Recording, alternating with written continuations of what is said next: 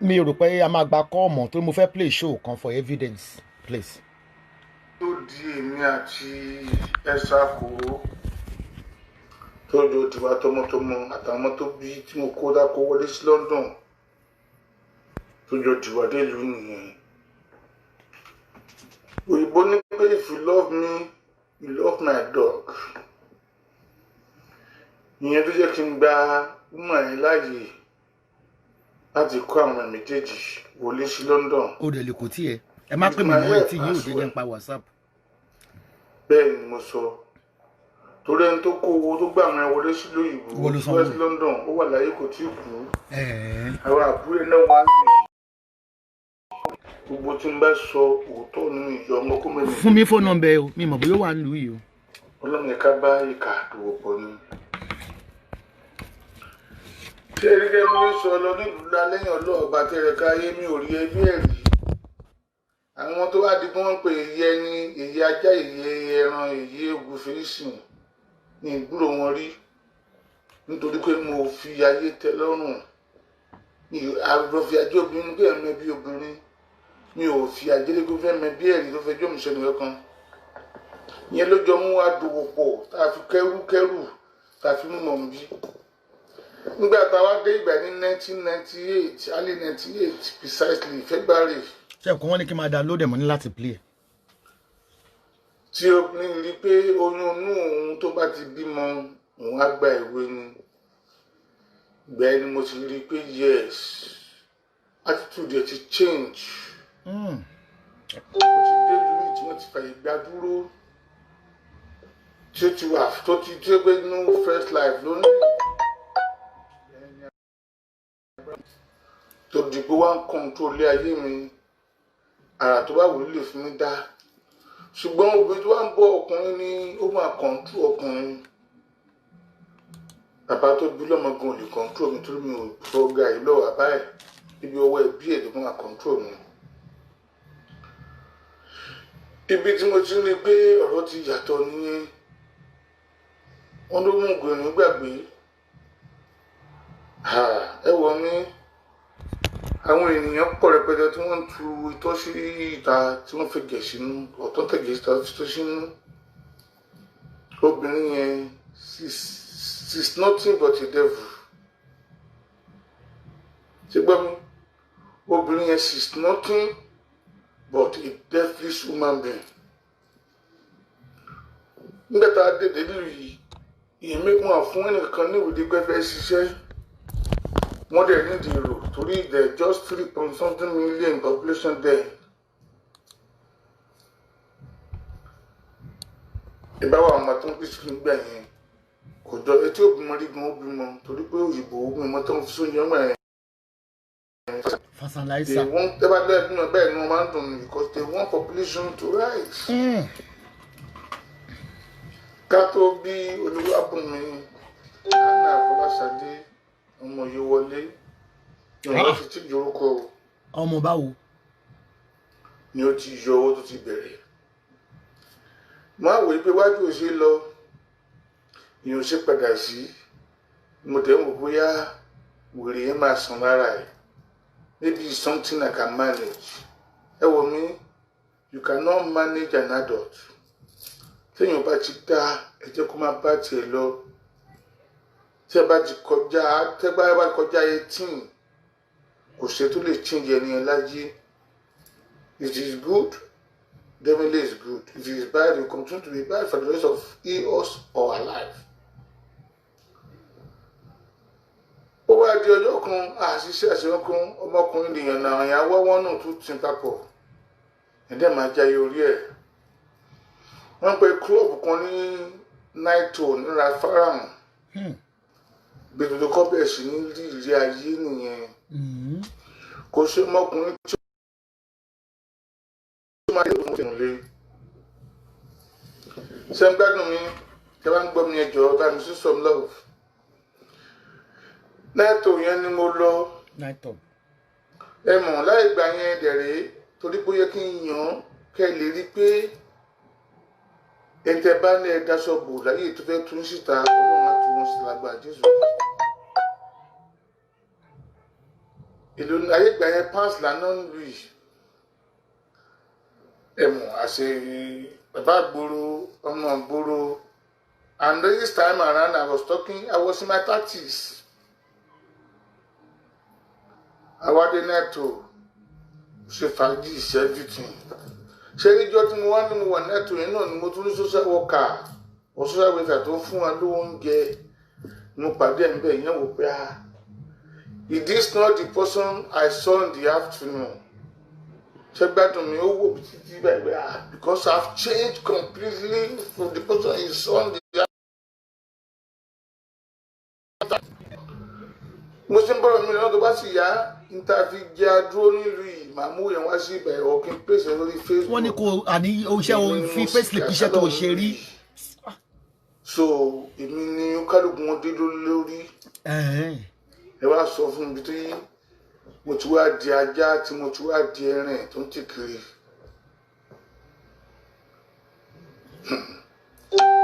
ìbádárí dùn wọn nítorí gbọ́n ọmọkọ tí wọ́n ń ṣe.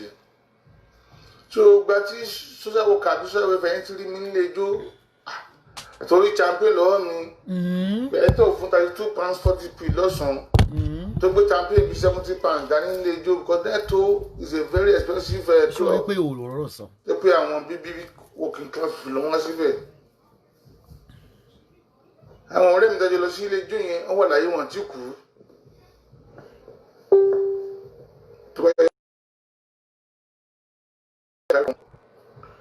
a kú onílé ijó kí n tiẹ̀ délé kí n sọ fún ìyàwó tá a ní pé ọ̀ ìyá ọmọ pé àwọn àríṣà ọkà yẹn o nílé ijó kan tó sọ eléyìí o gbẹ̀dúmọ̀ àfi gbọ́npá ilé ijó tí máa fi délé padà. ẹ wò mí pósítẹ̀ tí wọ́n fi wá sí gbà yẹn ṣe ni ẹ̀sìn mà nìkan má yẹ kí n wọlé. onílé ijó tí mo ti ń bọ̀ yẹn. èmi àṣà mi. ó ní kí n padà sí ni mo wò pé ilé ijó tí mo ti ń bọ̀ ó ní kí n padà sí bẹ́ẹ̀ mo ti wá rí i pé jẹ́mi ti wọ̀ báyìí. ṣé máa gbọ́ lọ nítorí pé ẹ̀yin tí ẹ̀ bá wa pé tẹ̀ bá wa live life wa. wọ́n ní bolo ti ṣiṣẹ́. tẹ̀rù pé nǹkan sí mi ọlọ́run bá fi àjẹyìn tọmọtọmọ.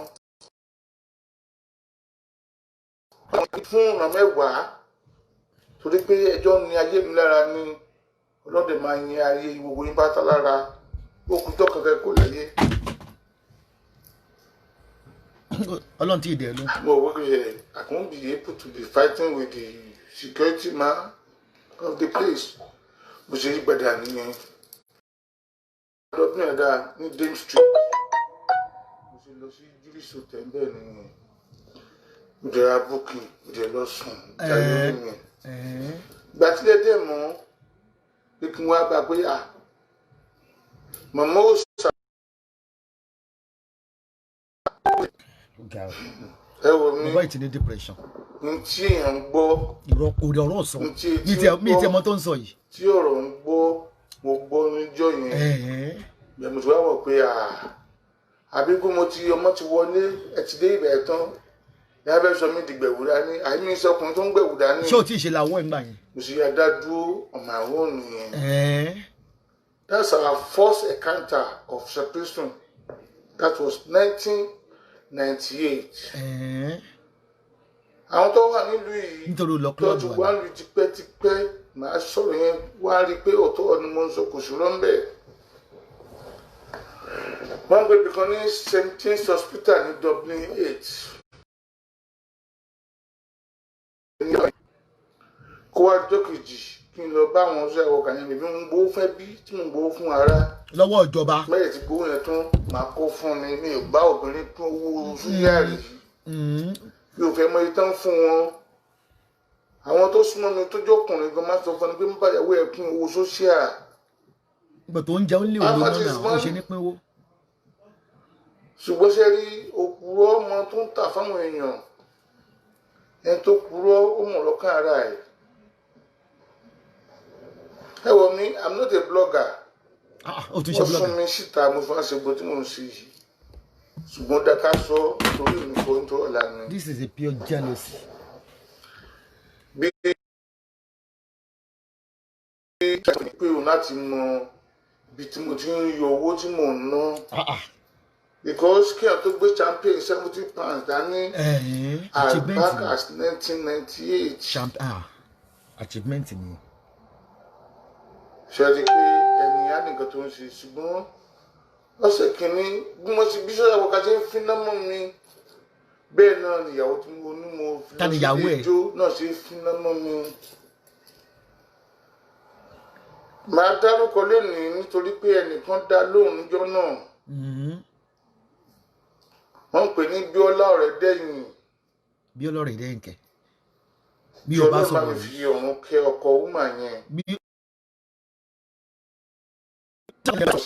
mi ò rí rí jùgbà tá a wà ní 80s mo ti rí London ní 80s á dẹ̀ sọ̀rọ̀ rí. bí mo tí ẹ̀ tí mi sọ fún wọn social worker yẹn ló fẹ́ mi dey try all possible best to make sure they spoil.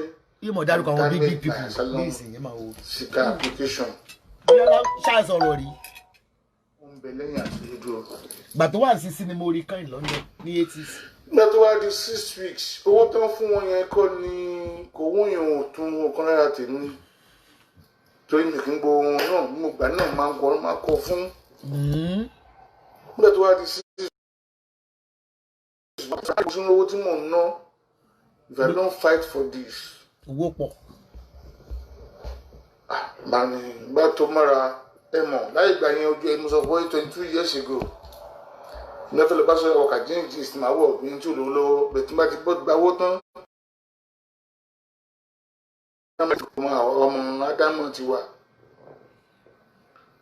níjọ́ yẹn mo á ń pè àkàkọ́ ní particles bíi búùtù báyìí ni mo á wọ̀ pé today is a war day kí n mọ ibi tí mo belong sí bóyá kí n pa àṣìlù ńlá mi ìbá kí n sì dúró nílùú wọn. ìwọ̀n tán dìpọ̀ tí ń lò ní ọ̀gá. bí mo ṣe débẹ̀ gbogbo àwọn èèyàn tí ń wọlé nígbà yẹn wọ́n ní red white blue and yellow so they have like 4 social worker attending to different people. wọ́n ní iṣẹ́ wo ló ṣe rí ìtàn ṣe wá pọ̀ báyìí. nígbà kan mi nígbà yẹn ní I don't want to see you màá ò fẹ́ rí mi kẹ̀ tó bá jẹ́ tí ìyá àwọn mi sọ fún ẹni tó bá ti fẹ́ rí mi dáa mi ò fẹ́ anybody mọ́lẹ̀ nínú yẹn o ẹ wò ó tí mo sọ fún yín yìí that's my first encounter and it was extremely too brutal. too brutal náà. tó máa pa mí ní ìjọ ènìyàn tí wọn kọ́ máa pa mí.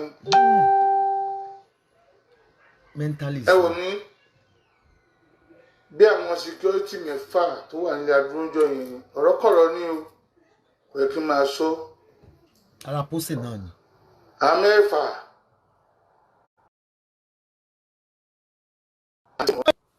bẹ́ẹ̀ ni mo sọ. ó ní àwọn social welfare dọ́bí. so àwọn lọ social worker àti ìgbọ́jọ lọ tira mọ́ ilé kan. ọ̀pọ̀ ìtì ní mental problem.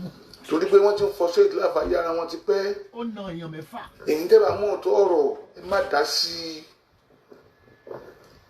ẹni tó afọ̀bárẹ́ gún wọn tó tún gùn lára. nígbà tó ọlọ́pàá máa dé náà àwọn ọlọ́pàá bí òun mọ́ ṣe lè dí pẹ̀lú dúngbà yẹn. ó tún náà wọ̀n. oríjòkó táwọn tó jẹ́ àwọn èèyàn wa bí tèmi náà wọ́n ti lé gbọ́dọ̀ yìí síta ó kù mí nìkan bí tí mo jókòó síbẹ̀ ní wọ́n ti rùn pé ẹ tún sáà ń bọ̀ wọn á dé bá mi kó tó pa mí èmi náà gbìyànjú. wàá pa gbogbo òyìnbó island. nígbà tí wọ́n máa dé àwọn ọlọ́pàá yẹn ṣe mistake wọn bí èbè kí ló ṣẹlẹ̀ tó gbé dúdú lè mi wọ́n á gbé kíbi tó gẹ̀wà tó bá ní ìwé wọn they are just opportunity. You are still black. Black is black, white is white. àwọn ọlọ́pàá yẹn ní pé káwọn kí dìde káwọn fi ánkọ̀ fún lọ́wọ́ mo fẹ́ dìde báyìí ni mo túká gbà ọwọ́ tẹ̀ ń wò yìí gold àti diamond máa fi síbẹ̀ ánkọ̀pù lè wọ́ mi wọ́n gbìyànjú mi ò gbà torí pé mo kì í ṣe lẹ́wọ̀n èyí tí mo sọ fún yìí kò yẹ kí n máa sọ ó dé stage kan wọ́n stop bí ọ̀gá wọn láti akọ street gbà ẹ̀wọ̀n àyín tẹ́ ẹ wá sí ìlú tí kò tí tó ń jẹ́ bọ́ọ̀kù yìí táwọn immigration wọn wá sí. so the radio then they do everything bókà wọn sì máa dé ìyẹn supervisor àwọn president yẹn máa dé báyìí ọkàn ní pé stop tèmi ti wáìdì pé tá máa pa mí sẹ́ màá fi yín jófin ẹ̀ stọ́ọ̀pù láti máa tí ìtàwá dúdú ẹ ní sí àwọn fẹ́ ní sọ́kọ́fẹ́ o what you can do to that people má rò pé tó lè ṣe ẹlòmíì ò lè ṣe at the end of the day mo ṣe stọ́ọ̀pù ni nígbà tí wọ́n gbọ́rọ̀ ẹnu mi tí wọ́n gbọ́ tí mo sọjá ìlẹ́nu wọ́n fún mi ní gbogbo owó 6 weeks ibi tí ọlọ́yìn ẹ̀wọ̀ obìnrin gbogbo bó ṣe pọ́n mi wọ́n yẹn wá fi chẹ́ẹ̀kì mi pamọ́ sábẹ́ kọ̀ǹpútà ẹ̀ nígbà mọ́tà tó ní àwọ̀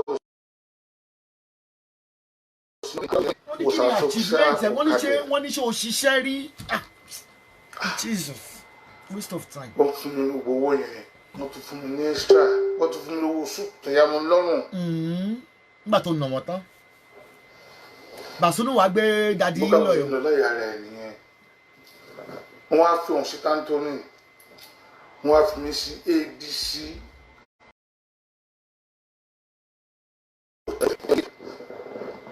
but after many months tó ń rí pé wà tó ń wù sẹ́rí wèrè òkè mọ́ pọ̀ ń ṣe wèrè mo sì rí pé wèrè yẹn is really in that lady. mo sọ yìí lórí wà tó ń wù kán wù fún ẹbí ètò bá lè gbà á pẹ̀lú ẹ̀bẹ̀ látọ̀dọ̀ àwọn èèyàn títí tí mo tún dáríjì àtúndì kọ̀ọ̀sá ìpadà. èmi ń bẹ̀rẹ̀. ẹ̀kíní bẹ́ẹ̀ ẹ̀kejì bẹ́ẹ̀ wo pírọ̀dù yìí oṣùnbùn wà nù ẹ̀ and before that gan ó ti lost the pressure tàbí drive láti di London délùú yìí ó jẹ́ kó tún lost kan náà ọmọ yẹn náà fi save mi ní ó tún dá hospital ní Dublin 1 náà fi save mi.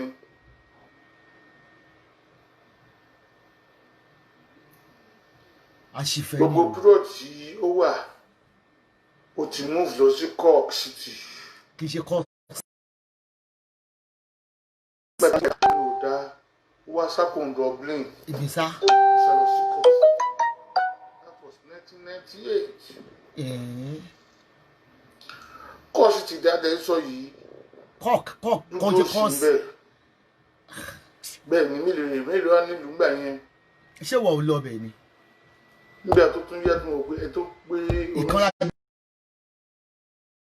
tó ń wá lọ sí Cork.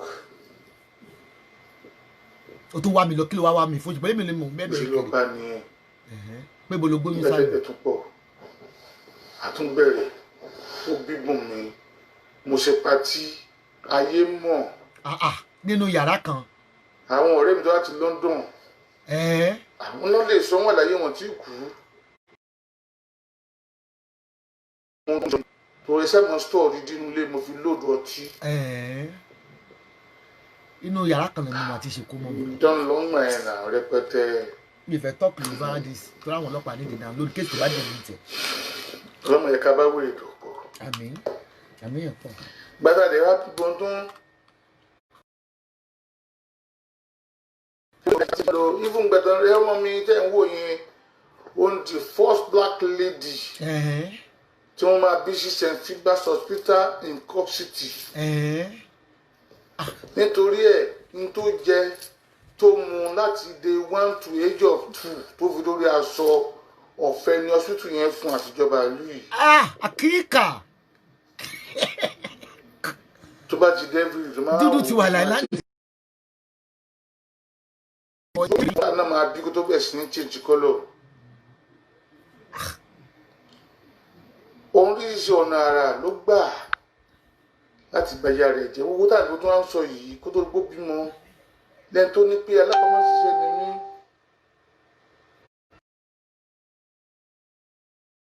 ibìkan ní Murphy's Barrack. Murphy's Barrack báwo. ní Ballycollick ní County Cork. olùlàgbé Cork I've been working as a security guard at that barrack. Murphy's Barrack yẹn jẹ́ ibi tí àwọn ìjọba ìlú ń kó gbogbo ammunition wọn sí bí ìbọn ọta àbọn everything. èmi nìkan báyìí ní dúdú tó bá wọn wọ ìkó tó wà ń bẹ̀ ṣe ń gbà. àti gbogbo expense tó rí with capital security. Naomi wàá gbé brọ́dẹ̀ o. ṣé wọ́n tún mọ̀ ń pa ṣebí mi kọ́ mi tọ́jú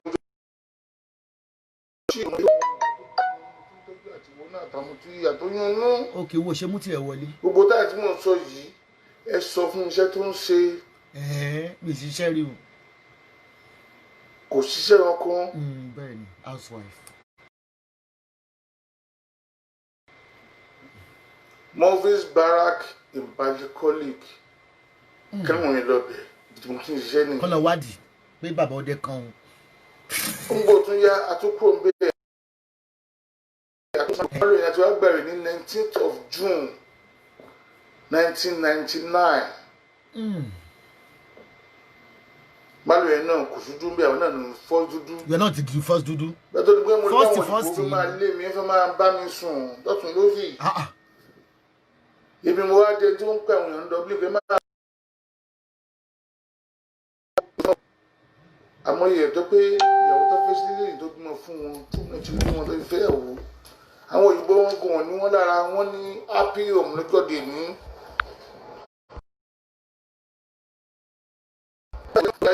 We now move back to Dublin in 1999 again. Gbogbo 1999 tí mo sọ yìí ẹ sọ fún mi ṣó ń bọ̀ mi náà àbí mò ń bọ̀. Àkíkà.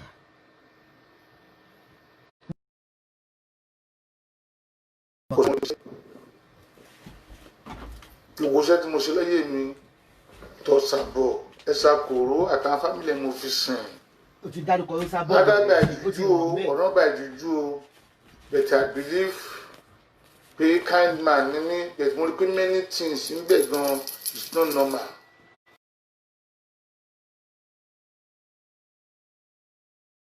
Kó jẹ́ pé gbogbo tó bá rí ló máa declare fún ìyàwó ẹ̀ kankan wà bẹ́ẹ̀ nínú àwọn. Kì í ṣojú lásán. Kì í ṣojú lásán. Gbàdá tí wọ́n ti dọ̀bí ìtún, ayé ń lọ everybody everything.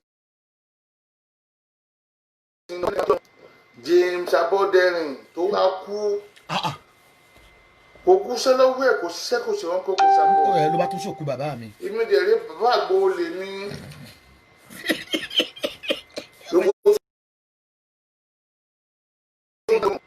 Nígbà tí wọ́n fẹ́ sin bẹ́ẹ̀ wọ́n náà fẹ́ sòkú. Lówó bàjẹ́ ló bá bá mi. Ẹbí ní sáòbẹ ni wọ́n pè kó wá sòkú bàbá ẹ̀. Ṣéyì òbí ló ṣòkú bàbá mi. Ṣé pé wọ́n máa ń ní pé Ìyábọ̀ dẹ̀ ní. Òbí òṣòkú bàbá mi dùn ọ́. Ó kí wọ́n ló pò bí.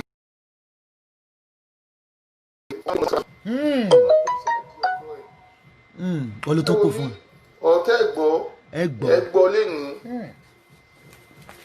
Abọ́rẹ̀ nìkan kọ́ ní abẹ́ ìbímọ fún. Ìyá ẹ̀ ti bí Gbénga.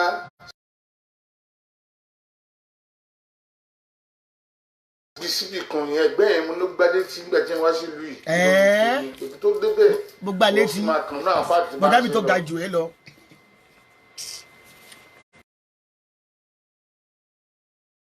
Lọ ṣe àṣemọ́sí pẹ̀lú ìyá ẹ̀. Ìyá wa bí ọkùnrin kan.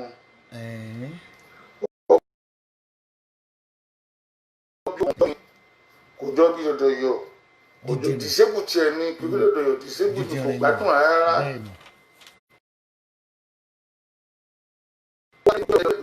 Só ń tọ́jú ẹni yẹn Nàìjíríà. Èmi ò lẹ́gbọ̀n Nàìjíríà. Kó tó di pé tó wá tún fún èlò tó fi wá bí òun. Kó tó wá di ọkọ̀ mọ́dẹ̀kọ kò rí ọ̀hún gidigidi. Inú ìṣe wá sí gbòòrò kí máa pariwo ilé ìfẹ́ èèyàn. Kí máa bàjẹ́. Biography ni.